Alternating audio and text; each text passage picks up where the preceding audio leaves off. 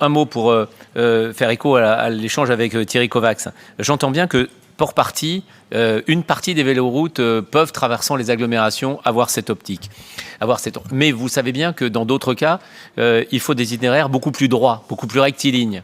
Et donc, les véloroutes ne peuvent pas être considérées comme ayant principalement ou même fortement, hormis dans le Via-Rhôna, sur les territoires que vous connaissez bien, un vrai impact de circulation, d'où notre demande de pouvoir avancer sur, c'était le sens de l'amendement précédent défendu par Christophe Bouvier, sur le soutien au plan d'agglomération. Le sujet de finance est toujours une question de choix. Quand on met des dizaines de millions d'euros sur la RN 88, on fait un choix.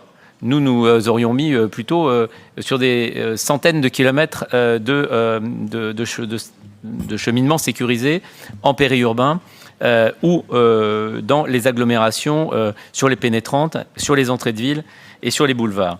Mais aussi, et j'y viens, sur le stationnement sécurisé des vélos. Alors, vous avez évoqué ceux qui seraient liés aux aménagements de véloroutes voies vertes, fort bien. Il en existe beaucoup d'autres. Et ce que nous vous demandons à travers cet amendement, que vous allez rejeter, c'est de compléter et d'aller plus loin dans une stratégie vélo pour qu'elle soit réellement englobante et qu'elle puisse réellement accompagner les territoires qui ont parfois du mal, effectivement, à dégager des capacités pour massifier l'usage du vélo. Le stationnement est central, à côté des universités, à côté des lycées, à côté des gares, dans les centres-villes. Ce sont sur les secteurs également de covoiturage.